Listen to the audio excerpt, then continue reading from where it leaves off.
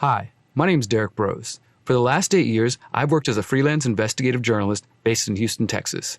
Since 2012, I've covered a wide range of topics, from indigenous resistance at Standing Rock, to corporate and government surveillance, to covering important trials like Chelsea Manning's sentencing and the Silk Road trial.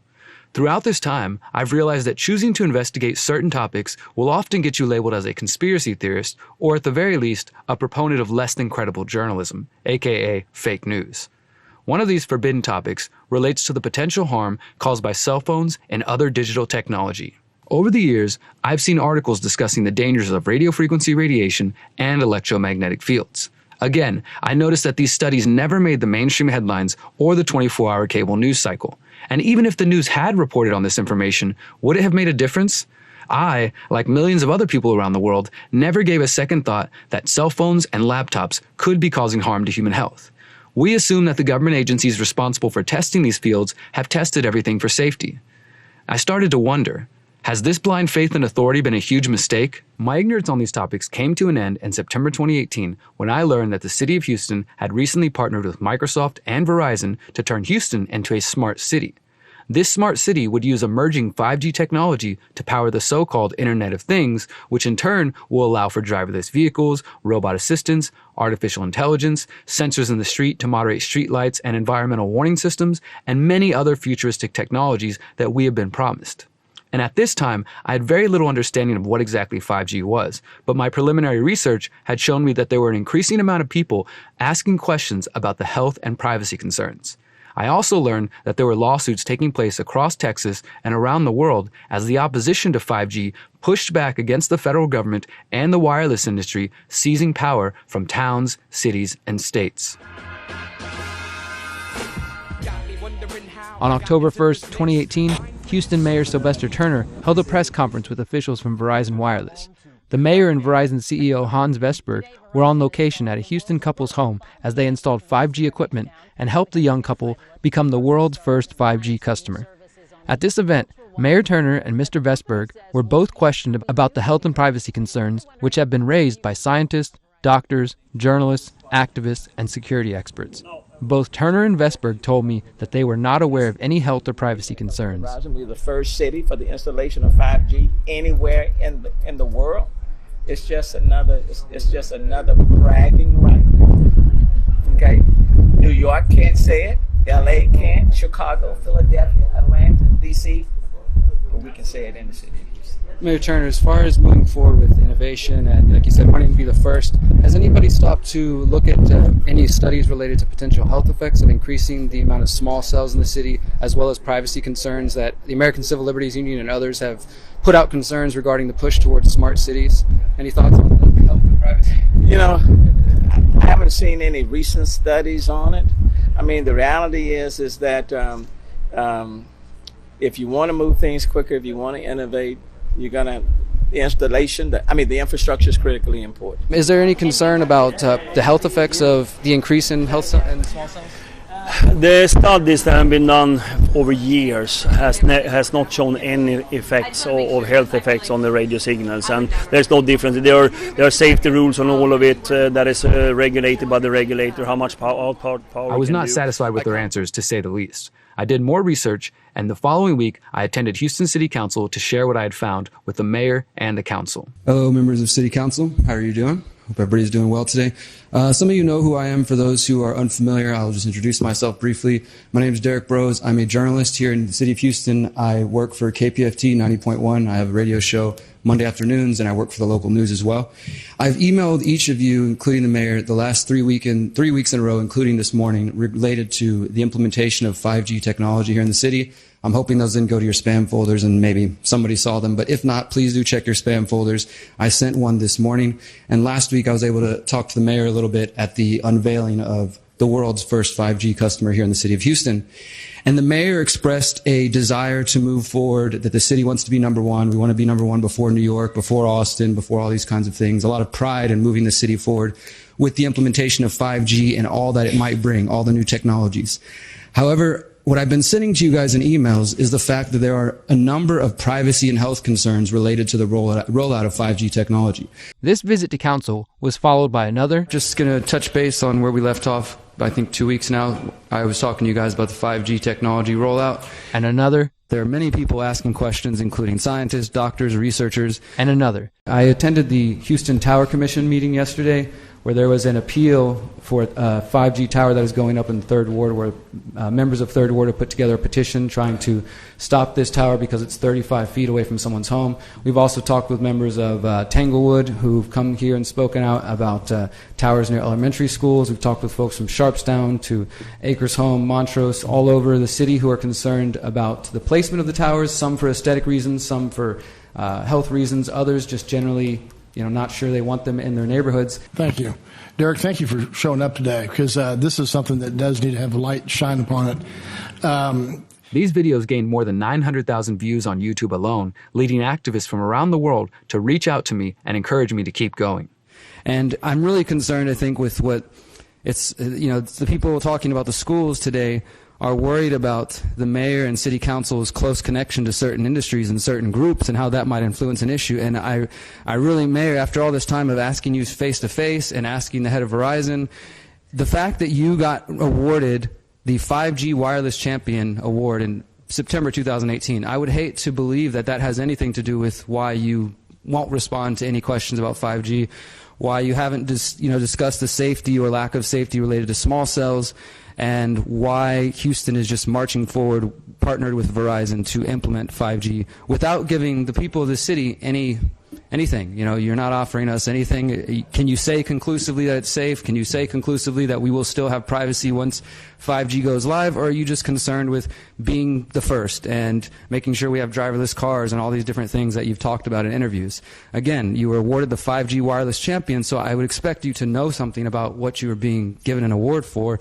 And just invite each of you to check your emails, check your phone calls, because people are emailing you, people are contacting you, and we need something from you guys. Otherwise, at least I just want to make sure that I keep coming here and putting it on record that you guys are ignoring the questions that people have. And in the future, if there are lawsuits for people getting cancer, getting illnesses, or other concerns, you guys will be held accountable. Your time has expired. Thank you. And I do support 5G. Thank you. Do you have anything to say about the safety, the health aspects of it, Mayor? Councilmember Christie. I was also featured on local news discussing the concerns around the 5G rollout. I confronted the mayor of Houston for his close ties to the wireless industry and ignoring the concerns about 5G. The mayor ran away from my questions at city council and on 3 different occasions in public. How you doing, Mayor? Hey, man. When are we going to get to sit down? When are we going to get to sit and talk down? I want to ask you a real... I already know what you want to ask me. Well, come on then. Then answer it. You know the question. You don't got to touch the brother. Because you're the 5G wireless champion. Come on. Isn't that what they gave you? The award? The CTIA? The cellular industry gave you the 5G wireless champion award? And then you won't even answer any questions at city council. It's so funny. The people of Houston are concerned about privacy and health, and you're the 5G wireless champion, and you won't even listen to them. It's hilarious. Don't touch me, sir. Don't touch me. It's hilarious, Mayor. Mayor Turner. I'll see you at city council. You can keep laughing. People of Houston are paying attention. Don't touch my equipment. Now they ignore me at city council. That's the problem. That's why I'm running. Due to the response from the mayor and the city, I ran a campaign for mayor of Houston calling for a moratorium on the installation of any more 5G towers until further studies are conducted. I'd like to give Houstonians a voice on a number of other issues that are not typically discussed in Houston. This includes police surveillance, the current 5G rollout, which is highly controversial to many Houstonians, as well. Over the last year, my research has involved interviewing health and privacy experts and uncovering the truth about the race to 5G. What I have learned is that the industry known as Big Wireless is colluding with the Federal Communications Commission to create a false demand for 5G in total disregard for the health and privacy concerns, and all the while using the rollout to strip away local power. I offer the conclusions of my research and the hopes that the public will question and oppose the promises of the 5G Trojan horse.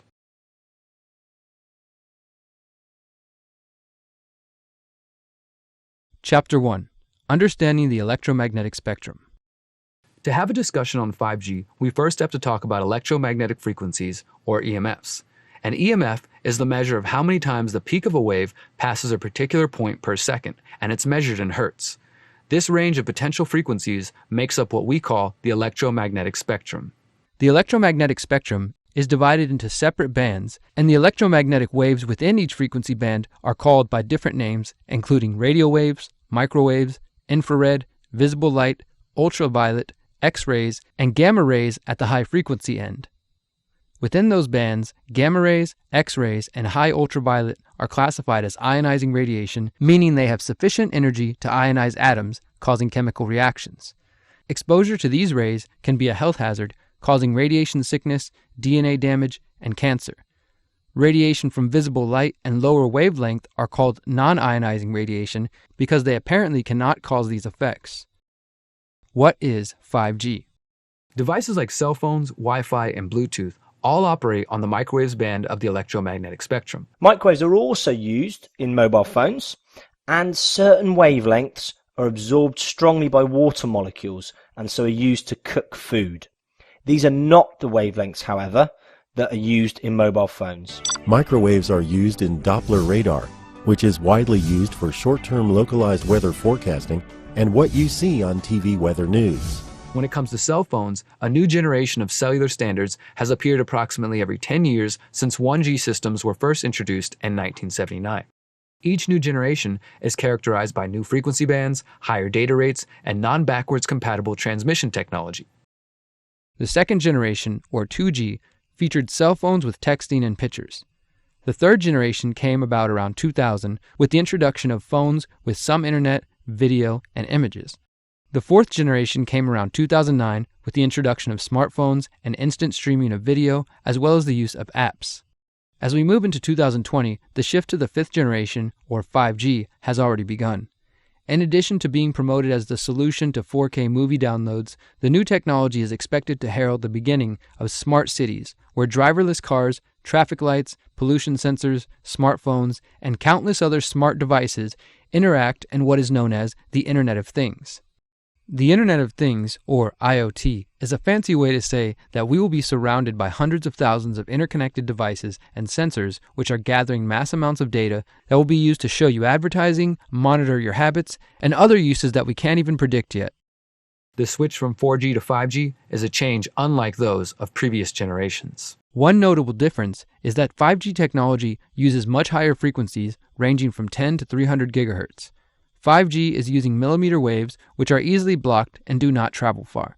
The 5G rollout means the installation of hundreds of thousands of new cell sites, towers, and additions to existing infrastructure. Cities like Houston, Atlanta, Boston, Chicago, Denver, San Diego, New York, and Washington, D.C. have already begun to deploy 5G for residential and commercial uses. Let's take a moment to examine some of the concerns around 5G and EMFs in general. Chapter 2. The concerns around EMFs and 5G. Over the years, I've come across articles claiming that cell phones were giving people cancer or making them sick. I didn't pay too much attention at first, but when I finally decided to investigate the topic, I realized that there is ample evidence that the technology we are so hurriedly surrounding ourselves with might be putting our lives at risk in more ways than one. I started by trying to understand the concerns around EMFs. I went through hundreds of studies, including those funded by government sources and those funded independently. I came across studies discussing extremely low-frequency electromagnetic fields and their effect on DNA.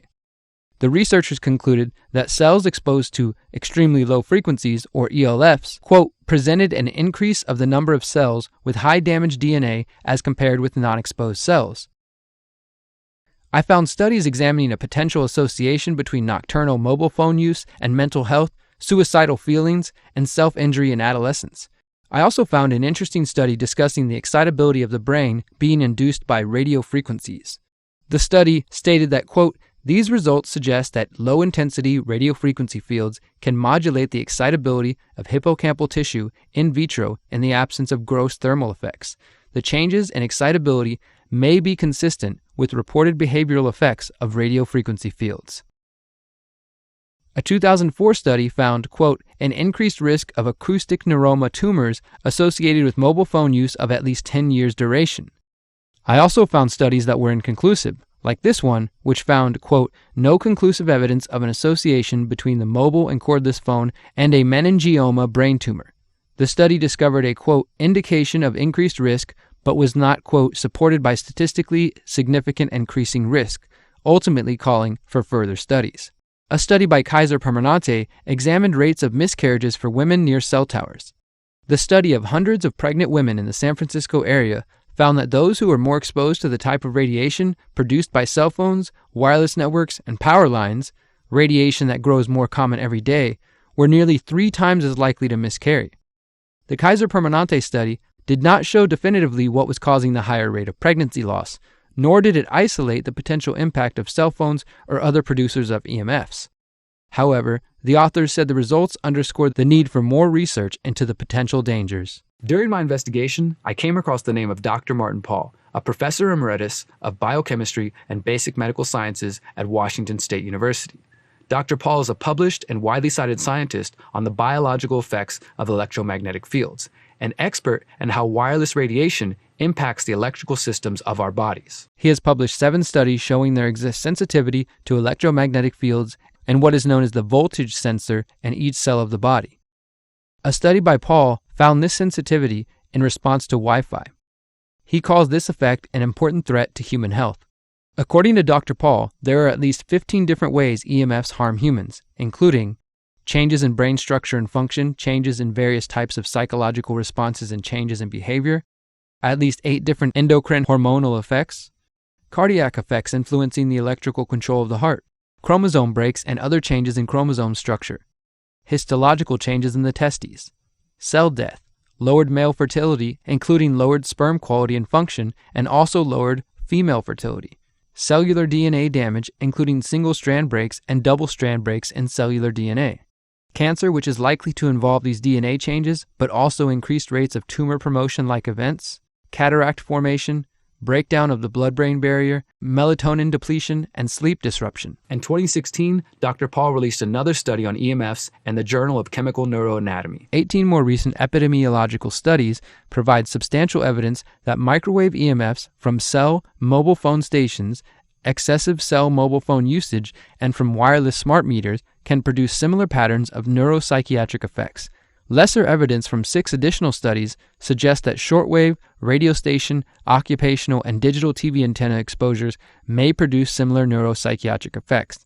Among the more commonly reported changes are sleep disturbance, insomnia, headache, depression, depressive symptoms, fatigue, tiredness, concentration, attention dysfunction, memory changes, dizziness, irritability, loss of appetite, restlessness and anxiety, nausea, skin burning or tingling, and EEG changes.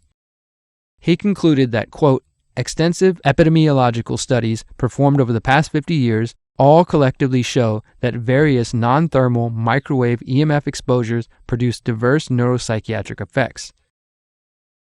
Dr. Pall also notes that the effects of EMFs were documented 49 years ago in the U.S. Office of Naval Medical Research report published in 1971. Despite the breadth of his work, Dr. Martin Pall has largely been pushed to the fringes of society. To be fair, there are scientists who accuse him of bias and cherry-picking evidence to make his claims. In 2018, I asked Dr. Martin Pall why his work has been either ignored or pushed out of the mainstream conversation. We quit funding the studies of this sort back between 1986 and 1999. We've done almost nothing since then.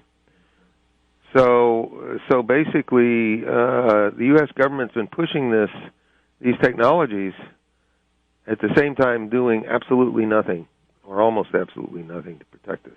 The debate around the safety of cell phones and other devices that emit EMFs grew a little more heated in early November 2018 when the National Toxicology Program released data concluding that there is clear evidence that radio frequency radiation can cause brain and heart tumors in male lab rats. The $30 million study took more than 10 years to complete as researchers examined the effects of prolonged exposure to high levels of radio frequency radiation, specifically the type of radiation emitted via 2G and 3G cellular networks. The researchers write, quote, there was also some evidence of tumors in the brain and adrenal gland of exposed male rats. For female rats and male-female mice, the evidence was equivocal as to whether cancers observed were associated with exposures to radio frequency radiation. The NTP cautions that the results should not be applied to humans, and the FDA and other government agencies have also said that they do not support the conclusions and they do not apply to 5G. The exposures used in the studies cannot be compared directly to the exposure that humans experience when using a cell phone. In our studies, rats and mice received radio frequency radiation across their whole bodies. The NTP stated, quote, The lowest exposure level used in the studies was equal to the maximum local tissue exposure currently allowed for cell phone users. A major development from California's Department of Public Health. High use of cell phones may be linked to certain types of cancer and other health effects, including brain cancer and tumors, lower sperm counts, headaches, and effects on learning, memory, hearing, behavior, and sleep. The final report notes that it represents the consensus of the NTP and a panel of external scientific experts. I think the most important study is a study by the National Toxicology Program in a classic large carcinogenicity test, one of the largest ever performed, and for that matter, one of the most expensive. They found increased risk of the tumors, which we believe radiofrequency radiation is causing in man. Particular tumors called schwannomas. In the rats, they were in the heart. In humans, they're often in the nerve, the ear nerve, the vestibular nerve. In a health advisory, the NTP recommends those concerned about the potential health risks from RFR should, quote, use speaker mode or a headset to place more distance between your head and the cell phone, or reduce the amount of time spent using your cell phone. The NTP seems to suggest that the only way to avoid the health concerns is to avoid using a cell phone. Ronald Melnick, a researcher and scientist who designed the exposure systems used in the study, disagrees with the FDA and the FCC. Dr. Shurin neglects to note that the International Agency for Research on Cancer, as part of the World Health Organization, classified radiofrequency radiation from wireless devices as a possible human carcinogen, based largely on findings of increased risks of gliomas and Schwann cell tumors in the brain, near the ear, in humans after long-term use of cell phones.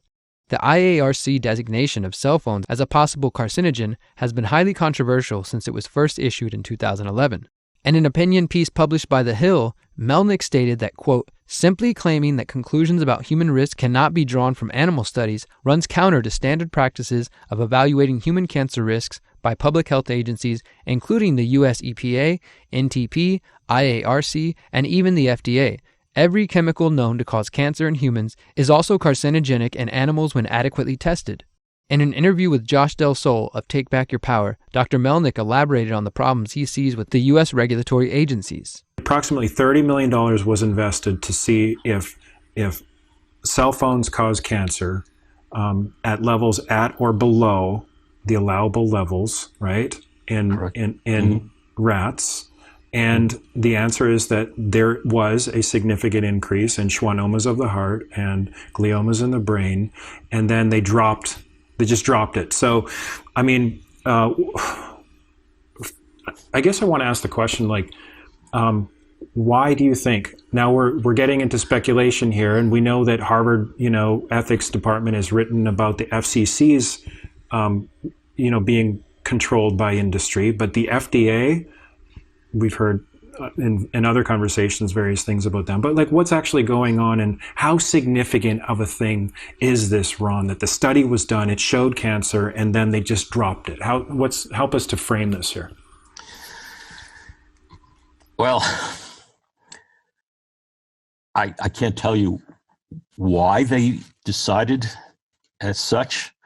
All I can say is that they decided at this point, or as far as I know, not to do anything about this. This information was actually available in 2016 when the NTP released some of the partial findings because of the potential impact of these findings on the general population.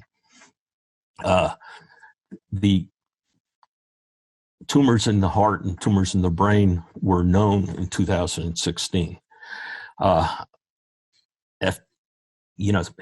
It could be that they don't want people to think that their cell phones pose a cancer hazard. Maybe they have other reasons, and I can't say whether or not the industry is having an influence. That is certainly a possibility. But it seems to me that from a public health perspective, what you'd want to do is understand the risk, quantify it, and do something about it. Promote precautionary principles. Even more recently, an August 2019 investigation by the Chicago Tribune found that currently available models of cell phones are already exceeding the safety limits set by the FCC. This means that the cell phones being used by millions of Americans are exposing them to dangerous levels of radiation.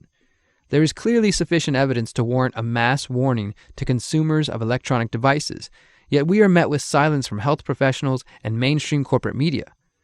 But what about the health concerns around 5G? 5G is an emerging technology that hasn't really been defined yet. From what we currently understand, it likely differs dramatically from what we studied. Consequently, I believe that new wireless technologies, including 5G, should be adequately tested before their implementation leads to unacceptable levels of human exposures and increased health risks. Additionally, hundreds of scientists from around the world have signed the so-called 5G Appeal, a statement calling on a global moratorium on 5G. We, the undersigned scientists and doctors, recommend a moratorium on the rollout of the 5th generation 5G for telecommunication until potential hazards for human health and the environment have been fully investigated by scientists independent from industry. 5G will substantially increase exposure to radio frequency electromagnetic fields on top of the 2G, 3G, 4G, Wi-Fi, etc. for telecommunications already in place. Radio frequency electromagnetic fields has been proven to be harmful for humans and the environment.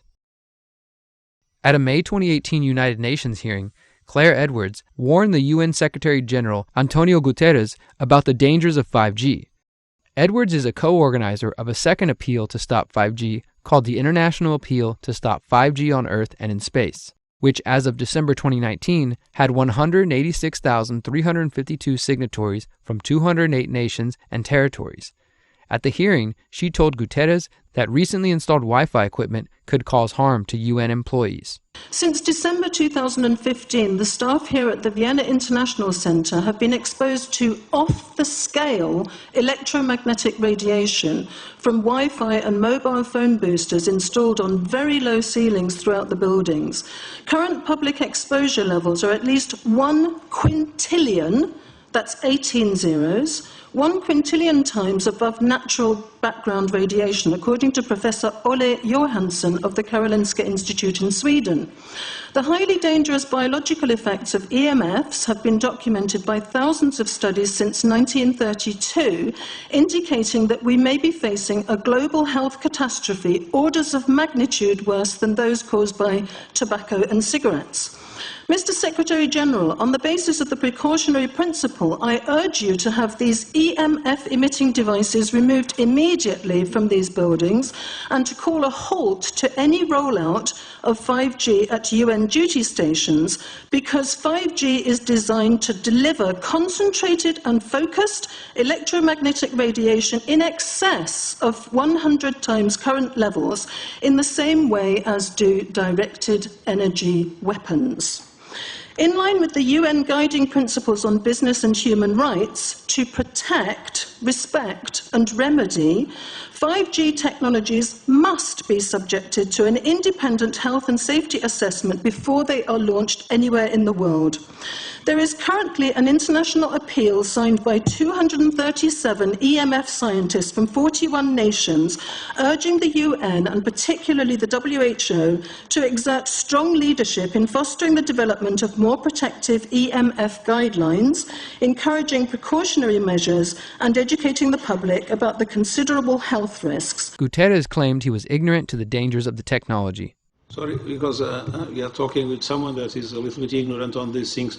You're talking to the Wi-Fi systems? On the ceilings of these buildings, Wi-Fi boosters and cell phone boosters were installed without consultation, without information to staff in December 2015.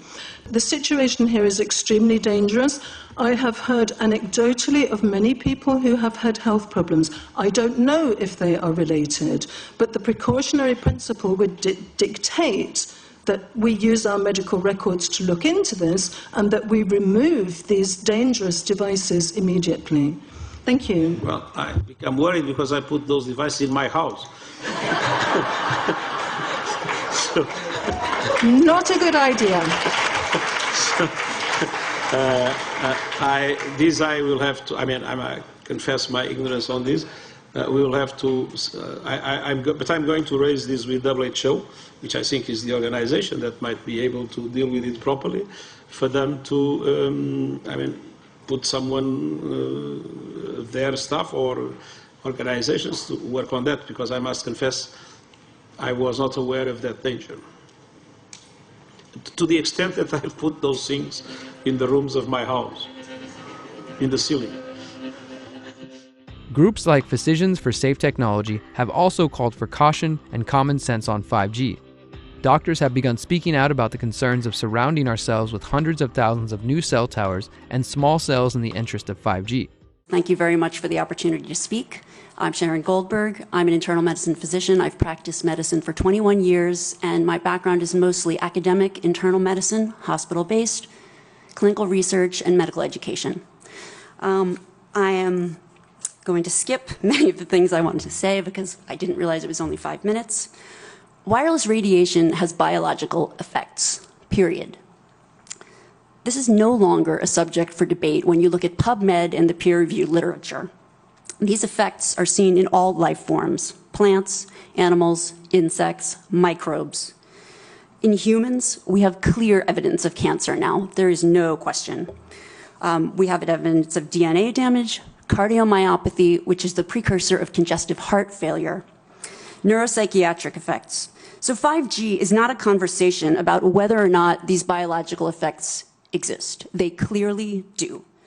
5G is a conversation about unsustainable healthcare expenditures. Why do I say this? We've been sitting on the evidence for EMR and chronic disease for decades. And now we are seeing all these epidemics appearing.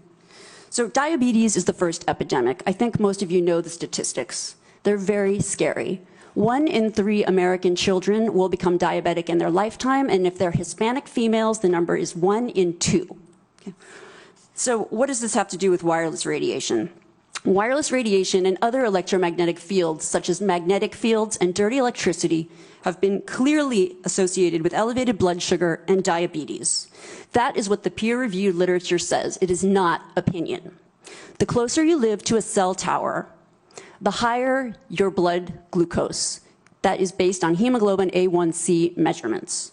So the idea with small cells of putting the cells closer to people's homes and bedrooms scientifically is very dangerous. Thus far, there have only been a few politicians brave enough to speak out about this issue. Former Michigan State Senator Patrick Colbeck recently spoke out against the unprecedented rollout of this new untested technology. All of us know in our hearts, we would not knowingly move our family, move our home next to a cell tower, right?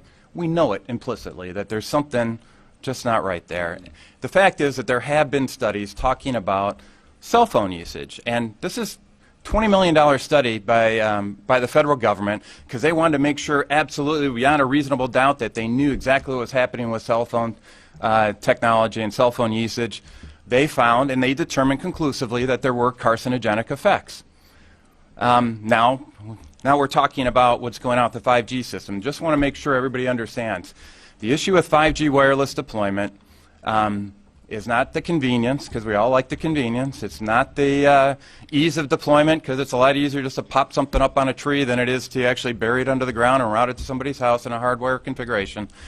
The issue is that 5G deployment, because it operates in a higher frequency band at 24 to 90 gigahertz, has to use a higher power density level to get through walls and get through solid objects. And that means you're going to have to put these things every 2 to 10 homes. So you're going to have a cell tower every 2 to 10 homes. Nobody would move next to a cell tower, right? So this is something that is a serious concern. And once again, remember that denial of request or denial of permit request that you can put in? It's going to point back to the acceptable levels as determined by the FCC. Not the EPA or not the CDC, the ones who usually take care of health concerns, but by the FCC, which is staffed by former members of the telecommunication industry. That's the fox guarding the hen house. In April 2019, New York Congressman Thomas Suozzi sent a letter to the FCC seeking answers about the technology. Suozzi wrote, quote, "Small cell towers are being installed in residential neighborhoods in close proximity to houses throughout my district. I have heard instances of these antennas being installed on light poles directly outside the window of a young child's bedroom. Rightly so, my constituents are worried that should this technology be proven hazardous in the future, the health of their families and value of their properties would be at serious risk. New Jersey Congressman Andy Kim also sent a letter noting that, quote, current regulations governing radio frequency safety were put in place in 1996 and have not been reassessed for newer generation technologies. Despite the close proximity to sensitive areas where these high-band cells will be installed, little research has been conducted to examine 5G safety. Most disturbing of all, Senator Richard Blumenthal of Connecticut exposed that Big Wireless and the FCC have failed to do adequate independent studies into the effects of emerging 5G technology. At a Senate Commerce Committee hearing, Blumenthal questioned industry representatives about the absence of this research. In December of 2018, I sent a letter to FCC Commissioner Carr asking him to cite for me recent scientific studies demonstrating the safety of this technology. What research has been done, where has it been published and compiled. He has essentially failed to do so and just echoed the general statements of the FDA, which shares regulatory responsibility for cell phones with the FCC. If you go to the FDA website, pretty unsatisfactory. There basically is a cursory and superficial citation to existing scientific data saying, quote, the FDA has urged the cell phone industry to take a number of steps, including support additional research on possible biological effects of radio frequency fields for the type of signal emitted by cell phones. I believe that Americans deserve to know what the health effects are. My question for you, particularly Mr. Gillen and Mr. Perry, how much money has the industry committed to supporting additional independent research? I stress independent research. Is that independent research ongoing? Has any been completed? Where can consumers look for it? And we're talking about research on the biological effects of this new technology. Thank you, Senator. I think, thank you for your focus on the issue. Safety is paramount, and as you alluded to, we rely on the expert agencies, we rely on the findings of the FDA and others as to the requirements to keep all of us safe. There are no industry-backed studies, to my knowledge right now. Happy to visit with you as to what opportunities you think there needs to be more studies, and we're always for more science. We also rely on what the scientists tell us.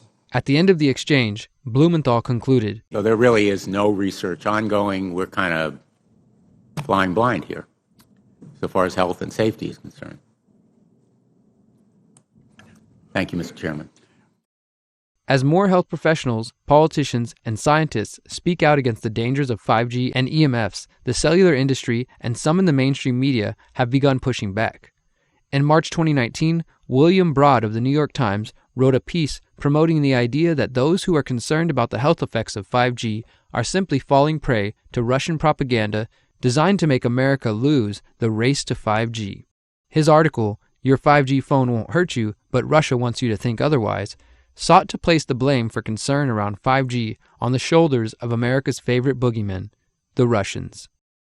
Interestingly, Broad failed to mention that in April 2019, the Times announced a partnership with Verizon to showcase a 5G journalism lab. This seems to be a new trend for corporate media, as the Washington Post announced a similar deal with AT&T in November 2019. Questions regarding potential conflicts of interest have not been addressed.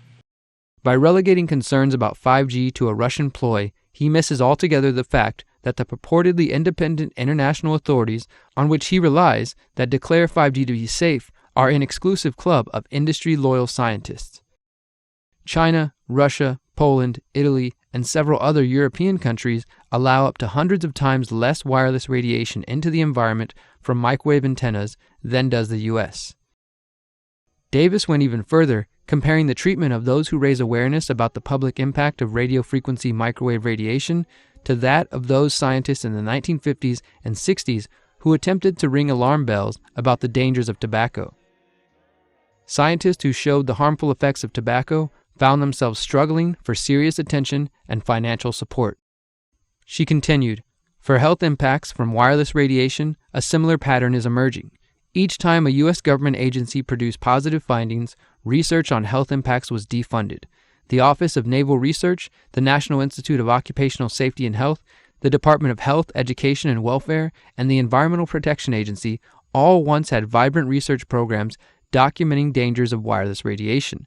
All found their programs scrapped, reflecting pressure from those who sought to suppress their work." Ironically, one of the sources for an extensive amount of research on the health effects of EMFs comes from Russia and Ukraine. In epidemiological studies of the population of Ukraine, a connection was established between leukemia in children and cancer in adults and exposure to EMFs at industrial frequencies. Specific injuries under radio wave exposure are development of cataracts, instability and leukocyte makeup of peripheral blood, and vegetovascular disorder. Additionally, on March 3, 2011, the members of the Russian National Committee on Non-Ionizing Radiation Protection approved a resolution on the effects of non-ionizing radiation emitted by cell phones. According to U.S. government agencies, cell phones and EMFs are non-ionizing, meaning they do not have the power to alter atoms in the human body.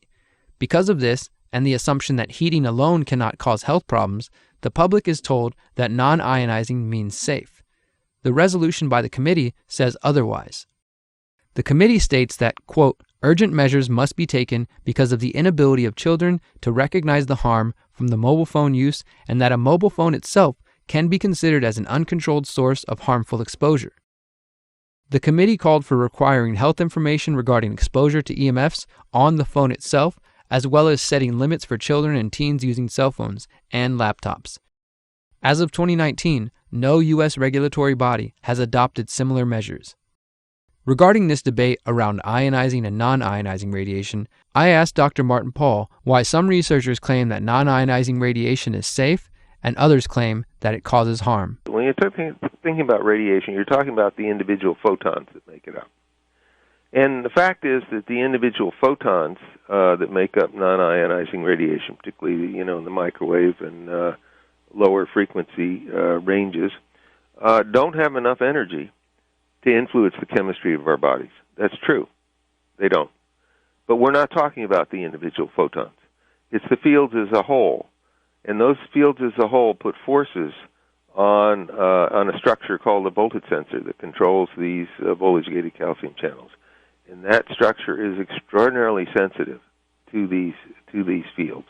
And that's why you get activation of the voltage-gated calcium channels, and why you get excessive calcium in the cell. So we know why the system works. We know why it's so extraordinarily sensitive. And the industry's been claiming that these fields are not strong enough to do anything. But the reason the industry's wrong is because this structure is extraordinarily sensitive to the forces of the EMF. So this comes straight out of the physics, and this is where the physics background that I have has been very valuable, in addition to understanding the biology.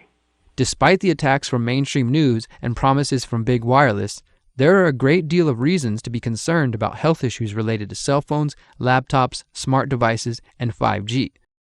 Now, to be fair, there are of course scientists and researchers who say that the claims of health problems associated with EMFs are exaggerated and unfounded. The proponents of EMFs claim that the opposition is cherry-picking evidence to make their case. However, even if one takes only a cursory look at what we have just shown to you, it should be easy enough to see that rolling out a new, untested technology is not smart science. At the very least, we must encourage public officials to exercise the precautionary principle and do further testing before rolling out 5G. Smart city or surveillance city? Cancer and other health issues are not the only concerns being raised by the critics of 5G and the Internet of Things.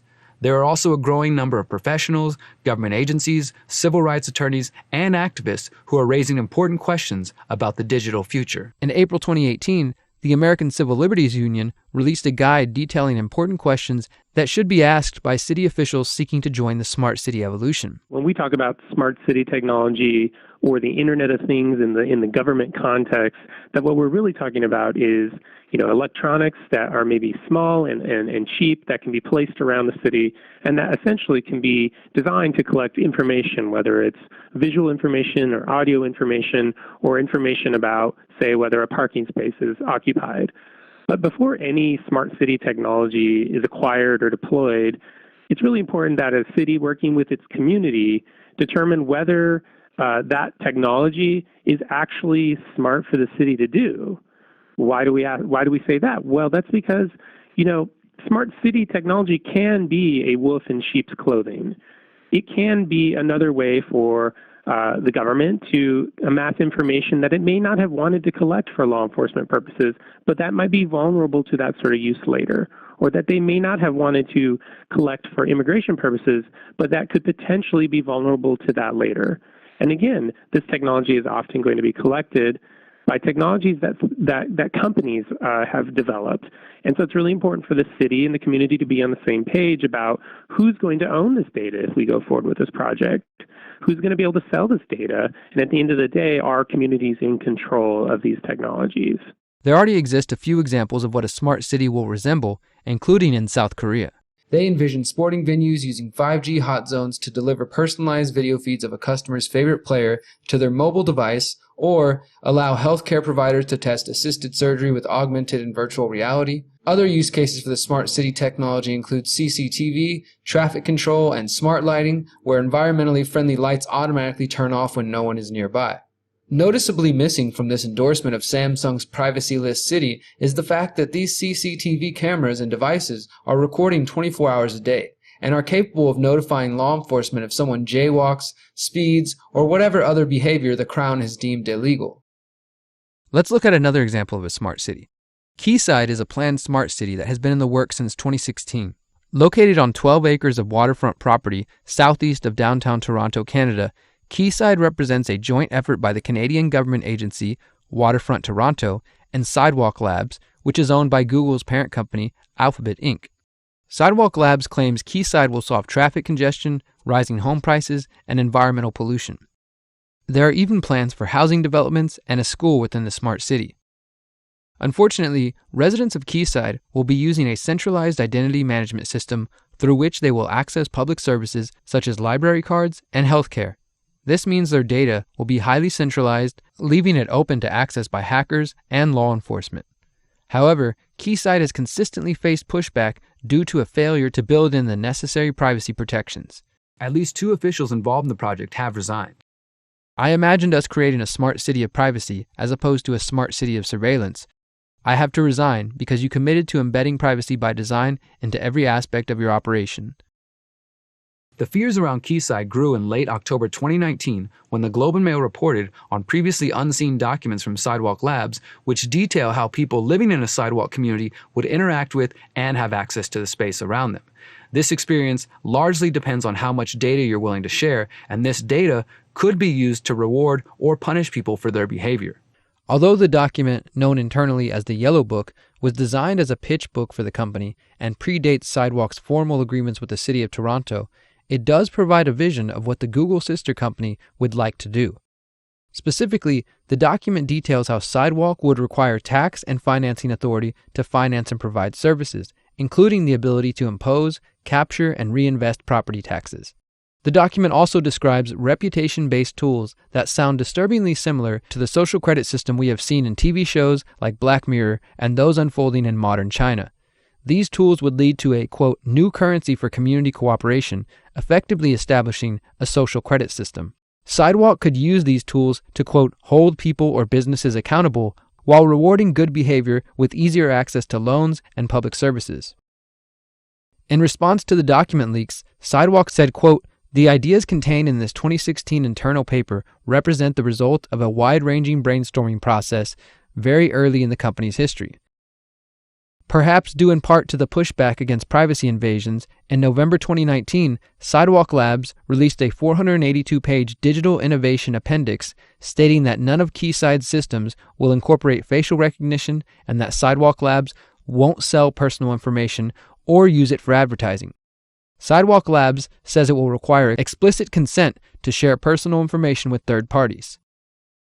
In places like San Diego, activists are already fighting against privacy invasions via environmentally friendly smart streetlights that are always listening. In other places like South Korea, the smart city vision is advancing quite quickly. A revolution, embracing the possibilities of super-speed 5G mobile internet in a country already one of the world's most digitally connected. We've led the world in developing 5G technology. As phone makers and service providers, we have set the standards, so we can be the first to release such services into the market. For most people in South Korea, it's the fun stuff of 5G that's the big draw.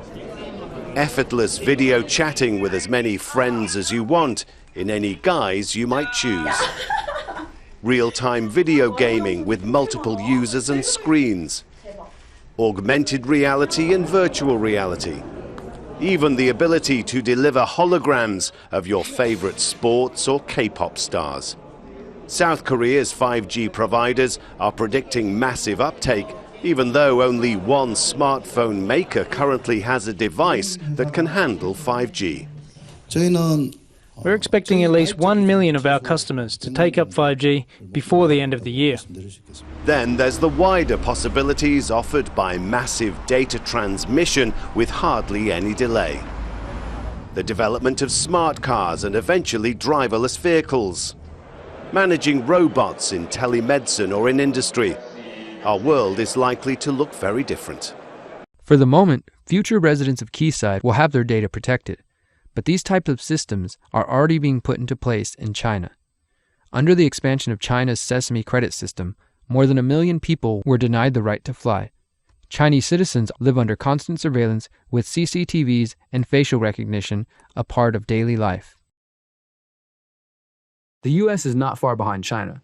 The U.S. government is also expanding their facial recognition capabilities, with the FBI maintaining a massive secret database of face prints. The 5G rollout, the growth of artificial intelligence, and the push towards a smart city future will only increase the potential for abuses of privacy.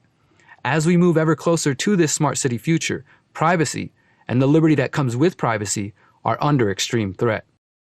A threat to local political control. In September 2018, the FCC passed a new rule putting the federal government in complete control of the 5G rollout.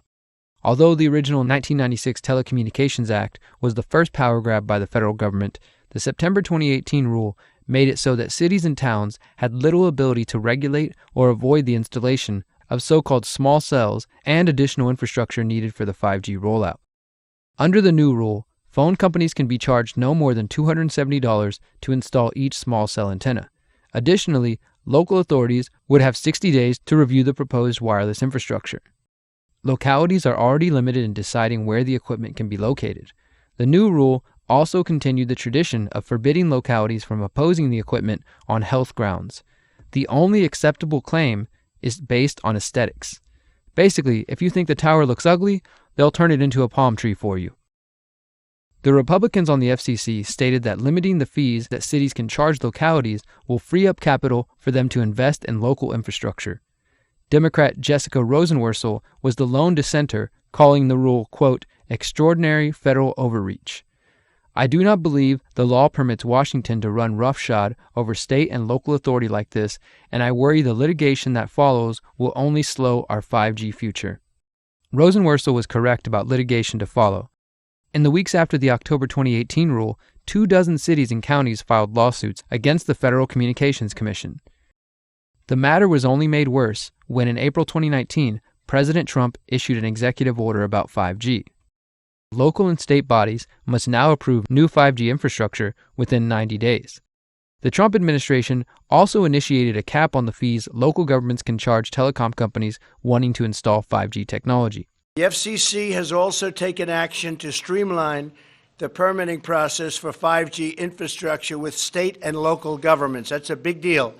It takes too long to get permits. We're going to free that situation up, and we're going to put limits, and the local areas are going to listen to us very, very strongly. They have a big incentive to do that.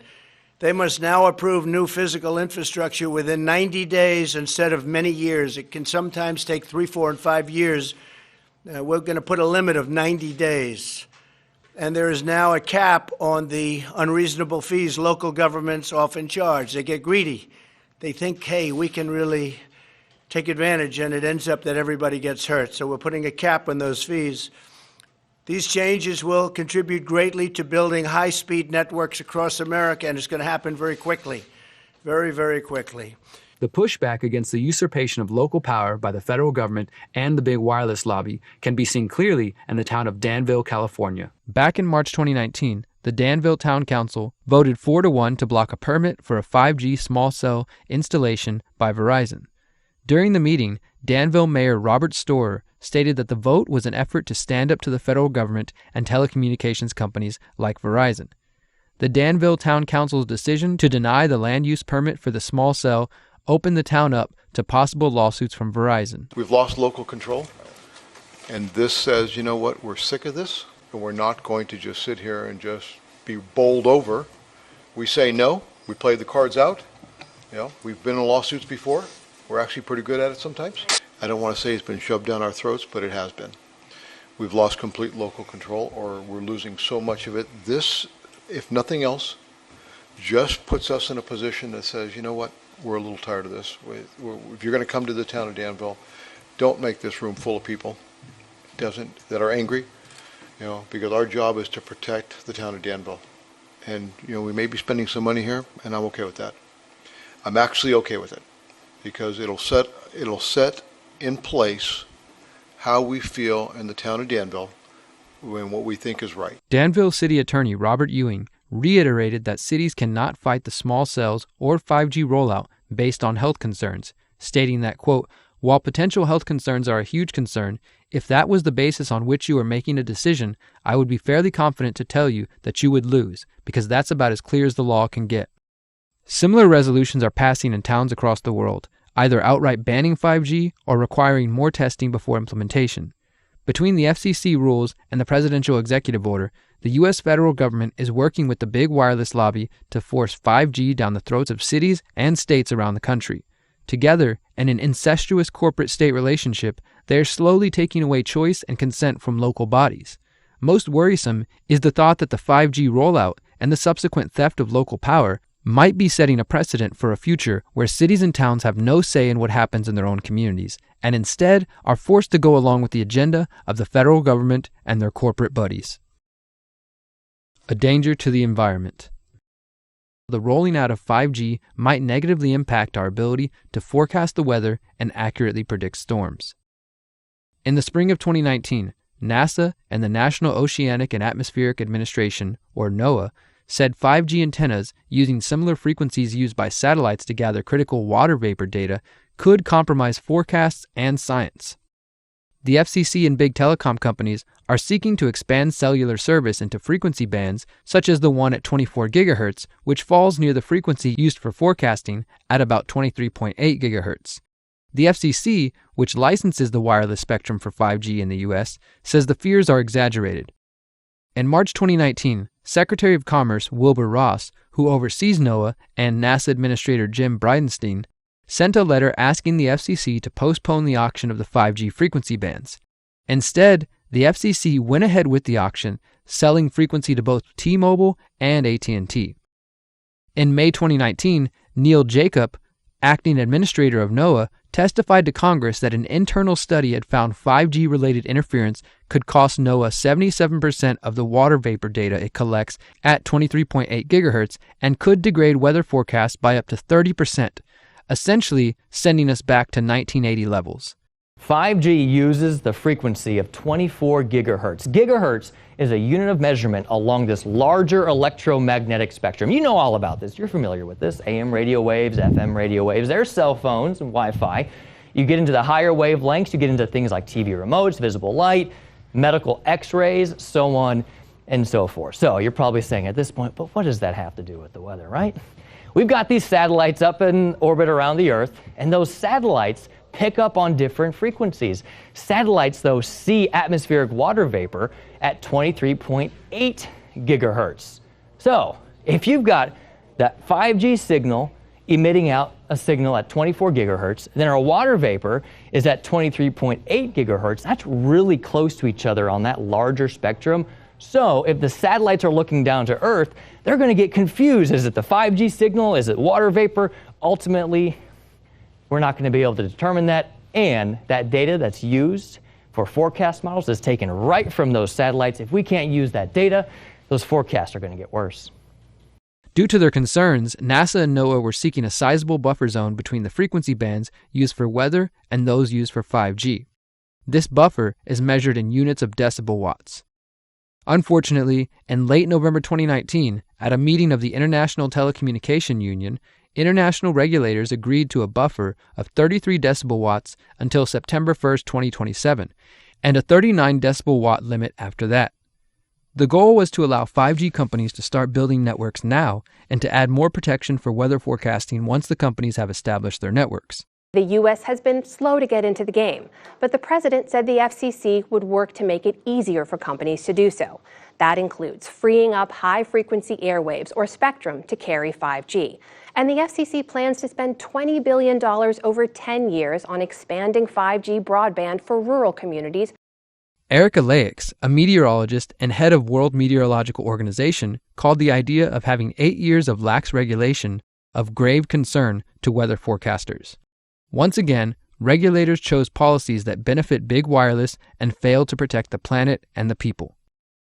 The 5G expansion not only poses a threat to human health, privacy, and weather forecasting, but an increasing amount of research indicates that surrounding ourselves with an unprecedented amount of digital devices is creating a new form of pollution known as a digital or electrosmog.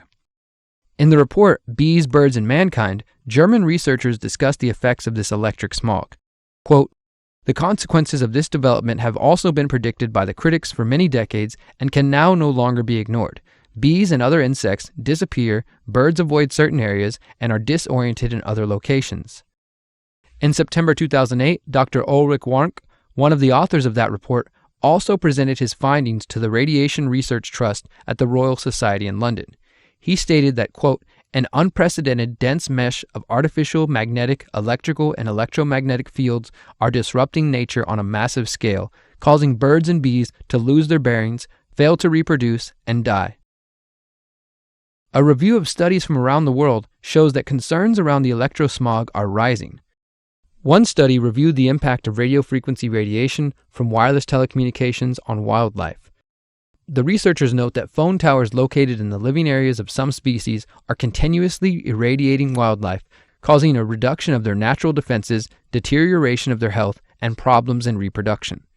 The researchers conclude that, quote, "Microwave and radio frequency pollution constitutes a potential cause for the decline of animal populations and deteriorations of health of plants living near phone masts. To measure these effects, urgent specific studies are necessary."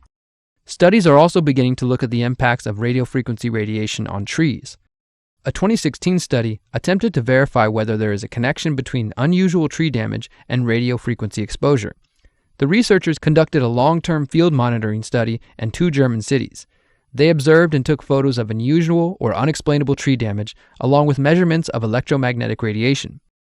A statistical analysis showed that electromagnetic radiation from cell phone towers is harmful for trees. The researchers note that, quote, "These results are consistent with the fact that damage inflicted on trees by mobile phone towers usually starts on one side, extending to the whole tree over time." A 2010 study looked at the decline in aspen trees in Colorado since 2004. This study suggested that the radio frequency exposure may have strong adverse effects on growth rate and may be an underlying factor in aspen decline. Additionally, there are concerns that thousands of trees will be cut down or trimmed to ensure the 5G frequencies operate efficiently. Another area of growing concern relates to the fear that the massive increase in exposure to radio frequency radiation could be one of the causes for bee colony collapse disorder, which has wreaked havoc on the global honeybee population. In a 2017 study, researcher Daniel Favre of Switzerland claims that his article describes an experiment on bees which clearly shows the adverse effects of electromagnetic fields on their behavior. Favre states that, quote, "The experiment should be reproduced by other researchers so that the danger of man-made electromagnetism for bees, nature, and thus humans ultimately appears evident to anyone." In the study Mobile Phone Mast Effects on Common Frog Tadpoles, researchers exposed eggs and tadpoles to electromagnetic radiation from cell phone antennas for 2 months, from the egg phase until an advanced phase of tadpole, and found low coordination of movements, an inconsistent growth pattern, and a high mortality rate. The authors conclude, quote, "These results indicate that radiation emitted by phone masts in a real situation may affect the development and may cause an increase in mortality of exposed tadpoles. This research may have huge implications for the natural world, which is now exposed to high microwave radiation levels from a multitude of phone masts." Ajit Pai is the chair of the FCC, and he joins me now. Welcome to the NewsHour. Thank you for having me on. So I want to ask you about what one of your Democratic colleagues on the FCC had to say about our efforts to get into 5G. She said, so far we've done more harm than good. She cites the president's tariffs on 5G equipment, says the White House has been alienating security allies. We need to expand that network. How do those things hamper your ability to build and grow the network? I respectfully disagree. If you look at some of the independent observers, they believe that the United States is in the lead when it comes to 5G. For example, Cisco recently put out a report suggesting that North America, led of course by the United States, would have twice as many 5G connections as Asia by 2022. That same month, ABI Research said flatly that the United States is in the lead in 5G. Over last week, CTIA pointed out that the United States will have 92 deployments of 5G in the United States by the end of 2019, which is almost twice as many as any country in the world. And just on Tuesday, a report came out that was reported in Bloomberg, pointing out that 5G-related job listings in the United States have increased 12% just over the last 3 weeks. So these are objective indicia of the fact that we are in the lead in 5G, but we want to maintain that lead, and that's part of the reason why I was at the White House today to announce 2 new initiatives. Well, deployment is one thing, but consumer... But to those willing to do the homework, it becomes clear. There is ample evidence of negative impacts as a result of radio frequency radiation associated with cell phones, Wi-Fi, and likely 5G. In fact, in 2018, the European Commission's Scientific Committee on Health, Environmental, and Emerging Risks released a statement on emerging health and environmental issues, which clearly outlined the need for more independent research. Under Section 4.4, Potential Effects on Wildlife of Increases in Electromagnetic Radiation, the report states, quote, "How exposure to electromagnetic fields could affect humans remains a controversial area, and studies have not yet yielded clear evidence of the impact on mammals, birds, or insects. The lack of clear evidence to inform the development of exposure guidelines to 5G technology leaves open the possibility of unintended biological consequences. These unintended consequences have the potential to affect human life as well as insects, birds, plants, and trees." Chapter 3: The Big Wireless 5G Takeover. As I continued my research and began presenting it to City Council and fellow Houstonians, I noticed there was often a reluctance to believe what I was claiming. Several times, I was asked something along the lines of, "How could something so dangerous be allowed on the market? Doesn't the government regulate this technology?" Once again, the trust of the authorities made people feel like they were safe from harm. Unfortunately, the research shows otherwise.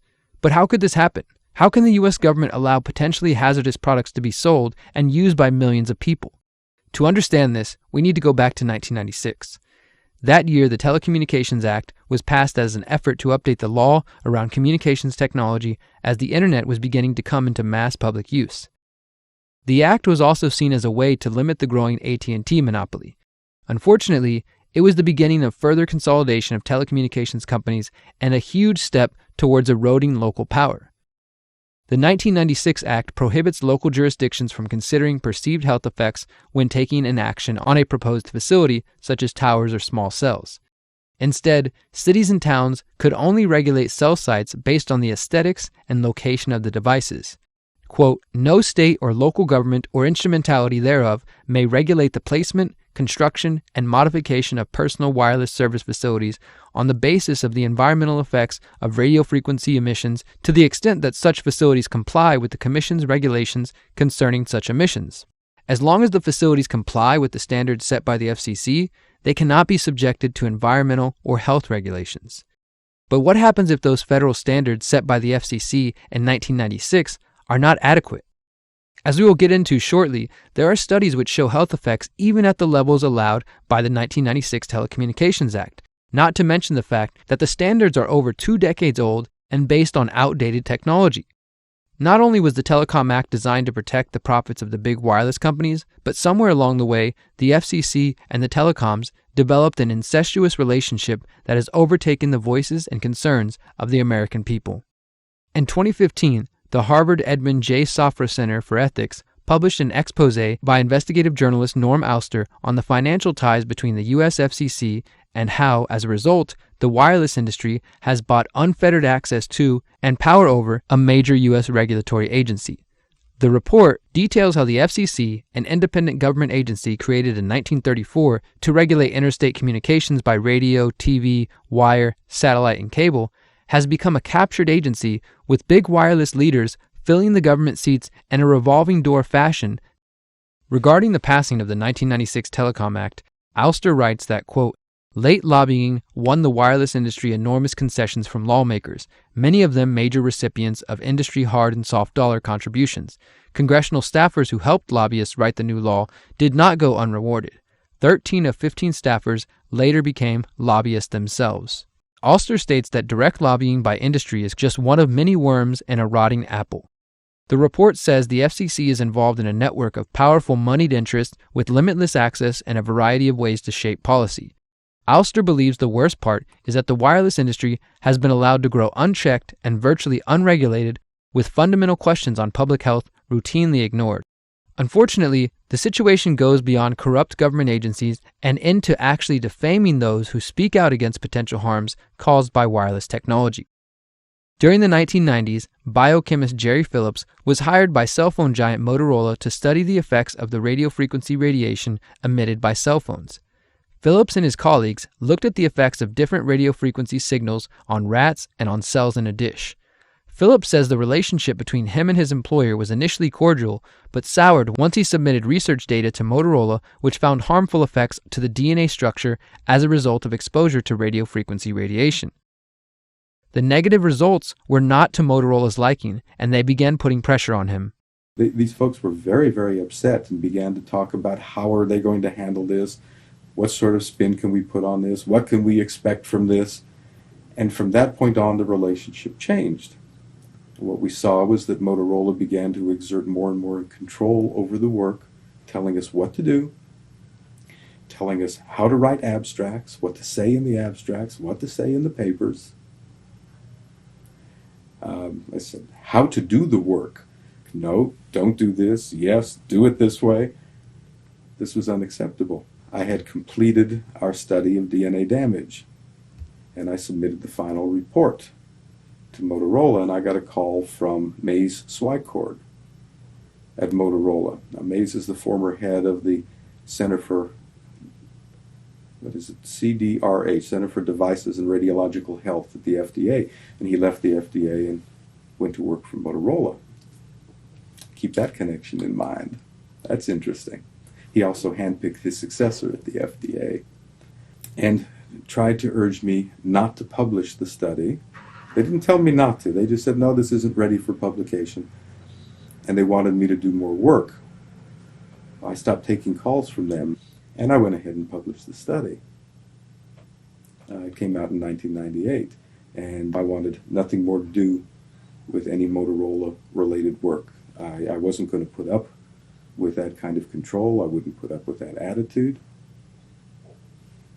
That was it. I think one has to exercise caution at this point, and what makes the cellular telephone research area so difficult right now is there is no money available for research other than that's coming from industry. So, I mean, what does this do? I don't have any faith in what comes out. I have absolutely none, not with my dealings with industry so far. In another example of industry attempting to influence research, we have Dr. Henry Lai of the University of Washington and fellow researcher Narendra Singh. The researchers were looking at the effects of non-ionizing radiation, the same type of radiation emitted by cell phones, on the DNA of rats.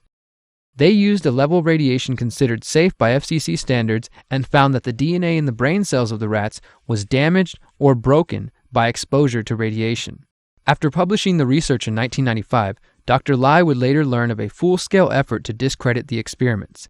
Lai and Singh caused controversy when they publicly complained about the restrictions placed on their research by their funders, the Wireless Technology Research Program.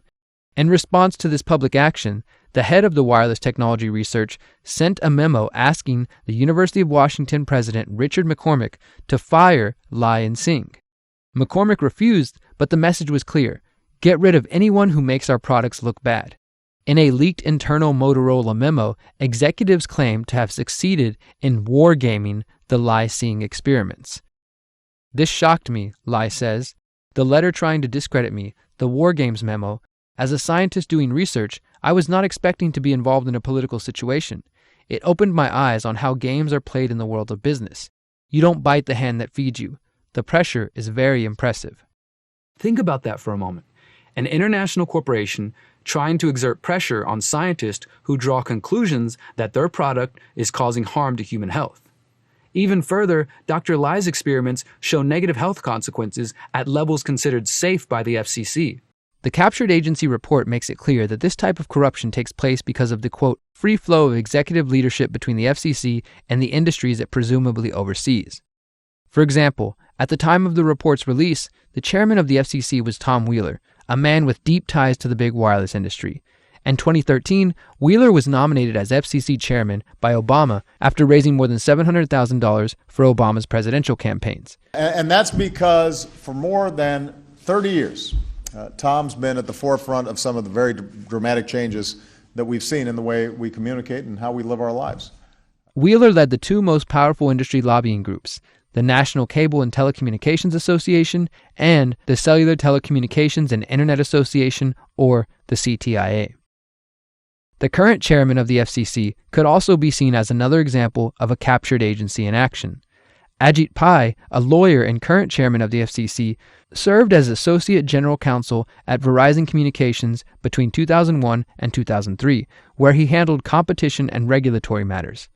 Pai was appointed to the FCC by Barack Obama in 2012 and then made FCC chairman by Donald Trump in January 2017.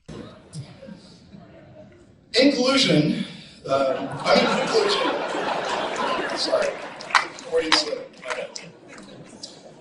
many people are still shell-shocked that I'm up here tonight. They ask themselves, how on earth did this happen?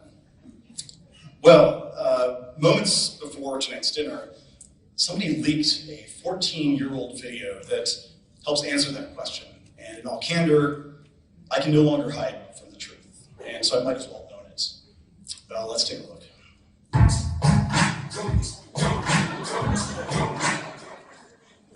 Yeah, and the cover charge is $20 as long as we get there by 2 a.m. It should be oh, Joanne? Hey, gee! Not much. Went to 3 doors down concert at the UCI Center last night. It was fun. Oh, yeah, you know Brian UCI for more than 3 years. Oh, what's up? So I have to talk to you. Okay. As you know, the FCC is captured by industry, but we think it's not captured enough, so we go over the plan. A plan, so what do you have in mind? We want to brainwash and groom a Verizon puppet to install a feature. That sounds awesome. I know, right? There's only 2 problems. First, this is going to take 14 years to implement. So we need to find something smart, young, ambitious, but dorky enough to throw the scent on. Whoa! You said there was another issue? We need to find a Republican who will be able to win the presidency in 2016 and appoint you to FCC chairman. I think our best bet is an outsider, but I have no idea who that could be. If only somebody could give us a sign.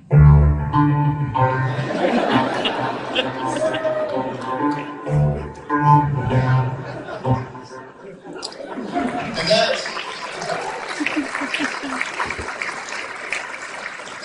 ladies and gentlemen, is how I became chairman of the FCC. FCC Commissioner Brendan Carr is another example of a government official working closely with industry and maintaining relationships which clearly present conflicts of interest. We're very excited about the build-out of 5G and next-gen internet infrastructure. Carr is credited with accelerating the 5G build-out. Prior to joining the FCC, Carr worked as an attorney at Wiley Rein, where his clients were Verizon, AT&T, CenturyLink, CTIA, the Wireless Association, and the USTA, the telecom lobby. The Wiley Ryan law firm is a hotbed of activity for former government officials and industry regulars. One of the founders of the law firm is Richard Wiley, himself a former FCC chairman.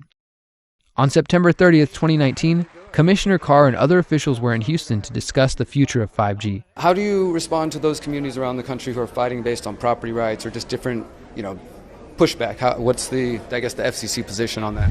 We're very excited about the build-out of 5G and next-gen internet infrastructure.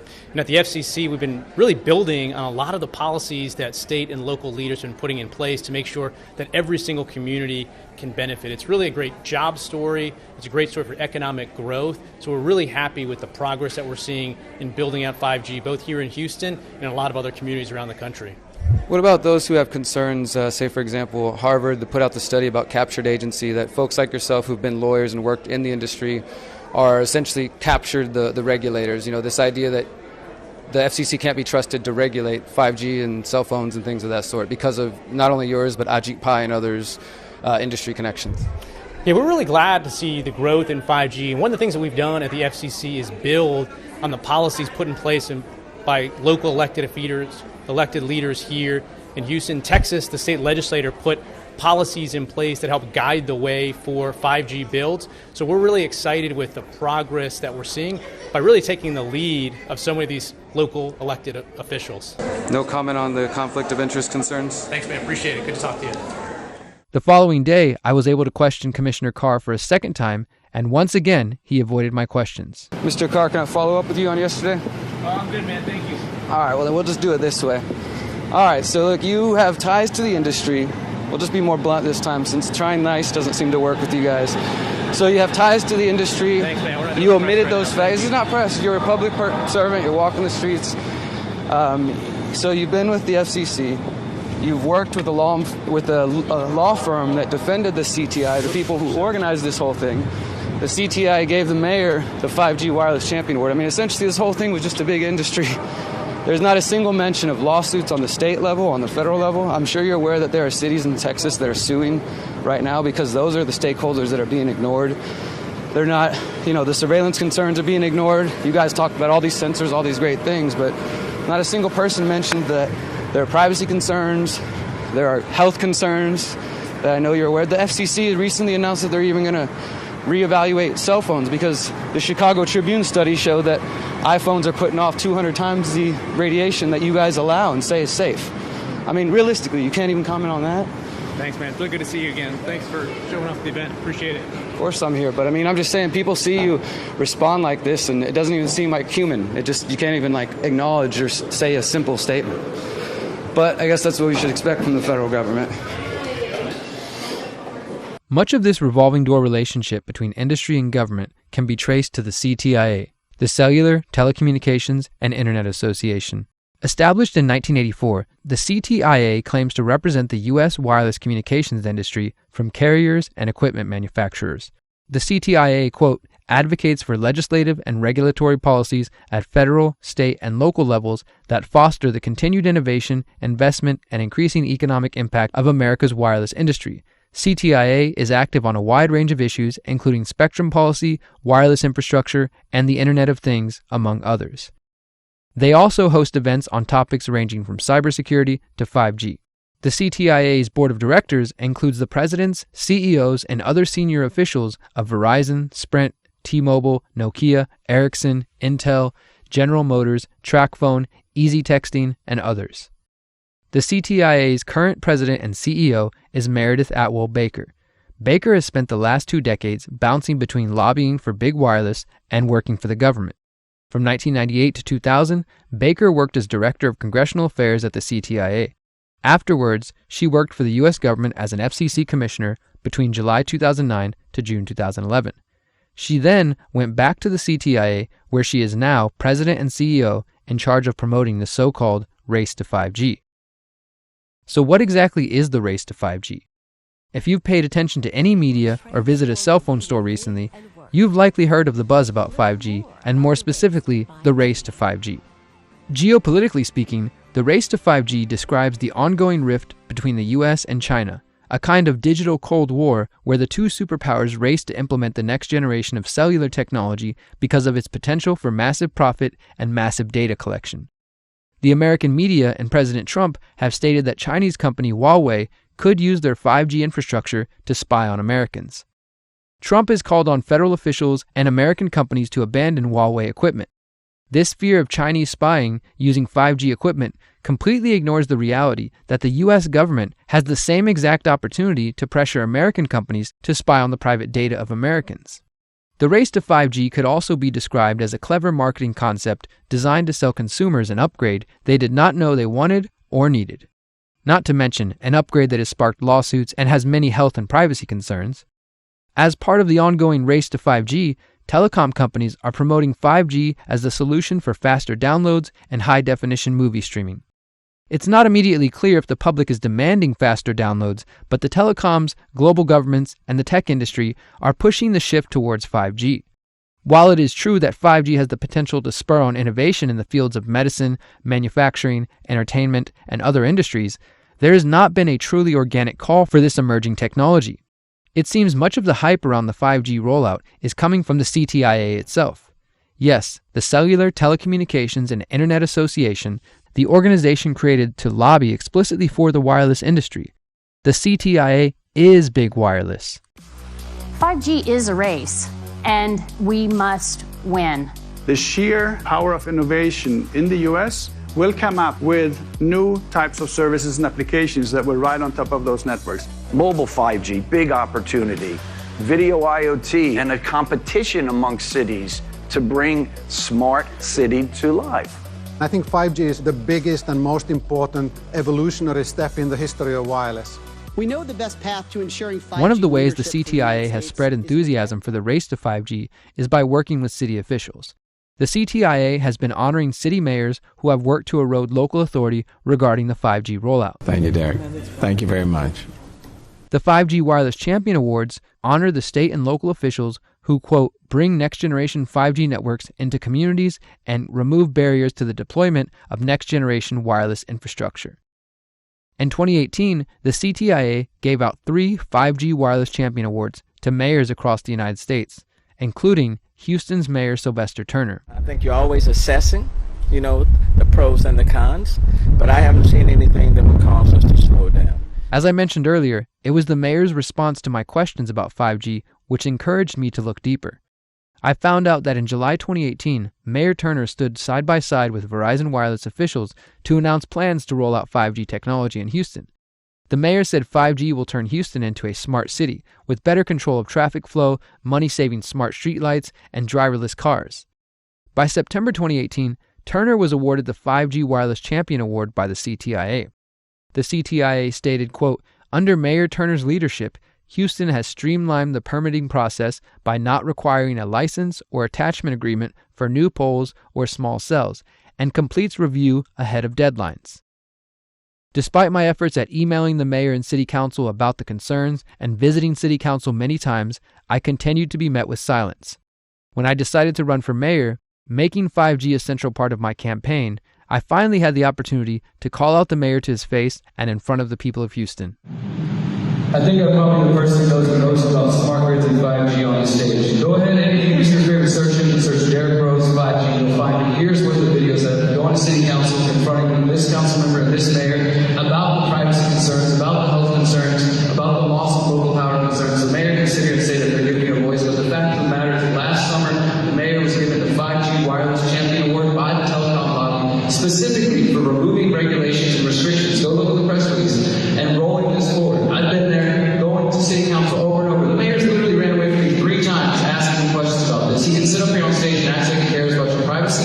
I've actually interviewed attorneys with the American Civil Liberties Union who said that 5G and the smart grid could, quote, be a wolf in sheep's clothing that allows government surveillance, police surveillance, local surveillance. There's also hundreds of doctors questioning the health concerns. There's loss of local power concerns.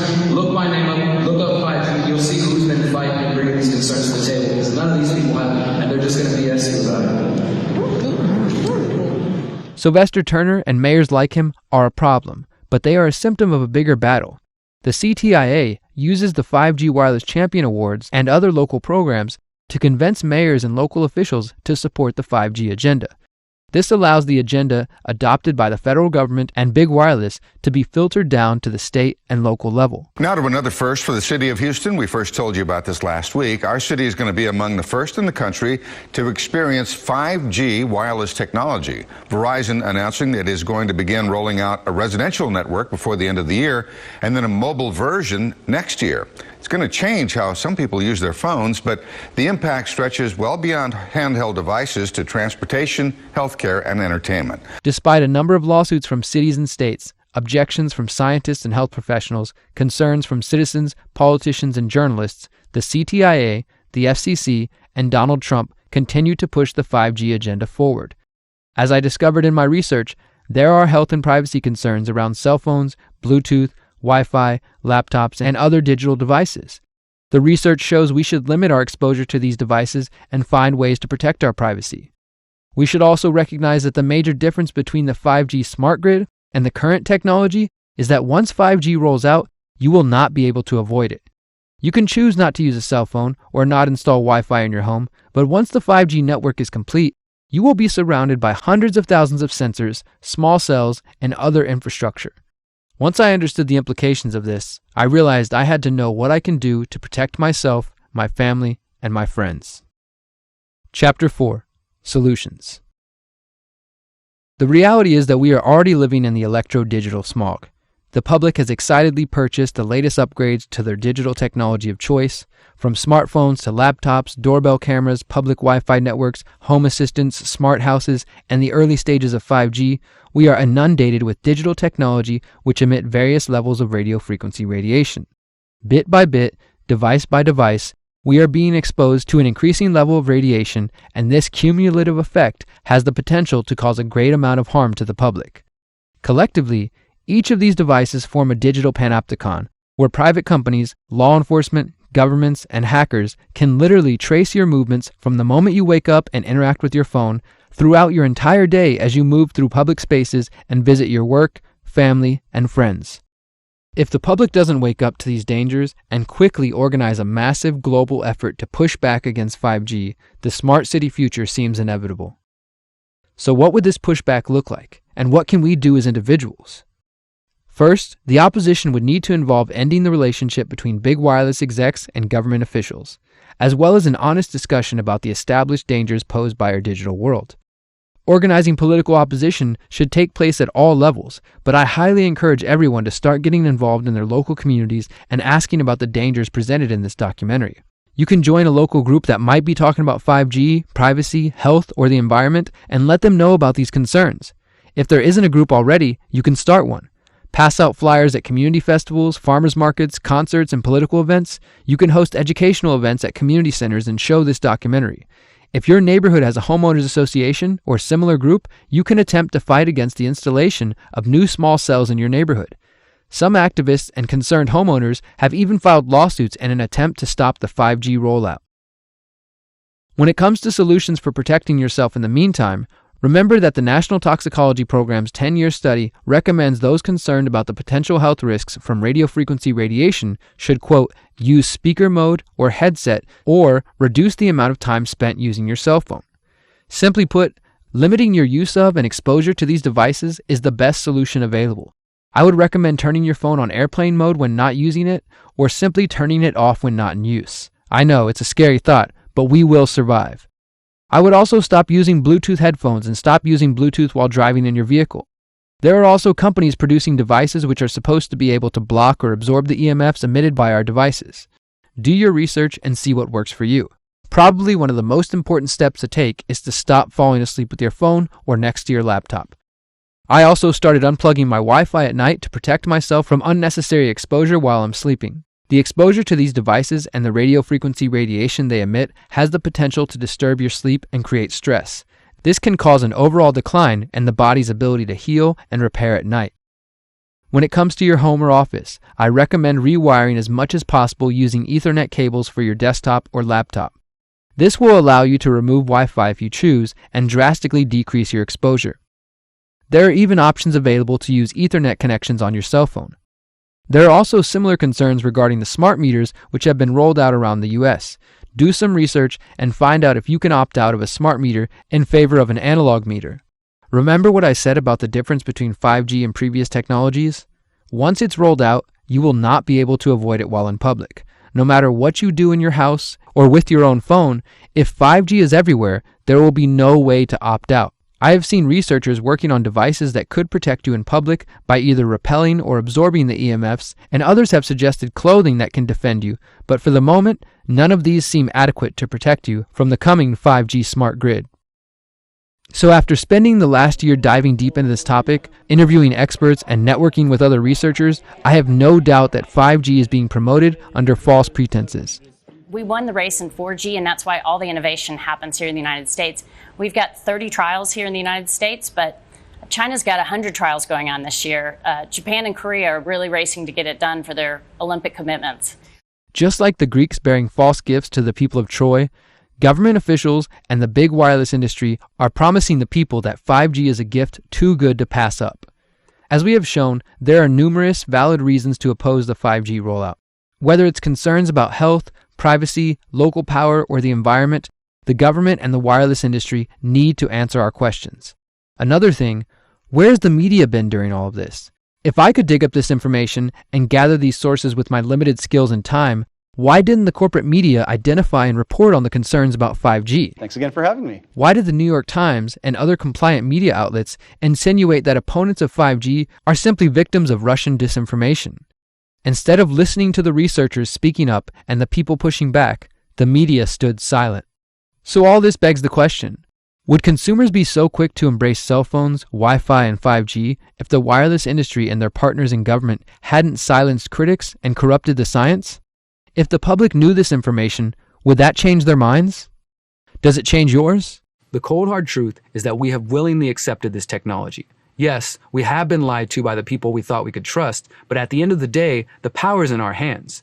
We get to decide whether we surround ourselves with devices that threaten our privacy and our health. We must take responsibility for our own actions and remember to be skeptical of promises of convenience and utopia. As the saying goes, if it sounds too good to be true, it probably is. Thank you for watching.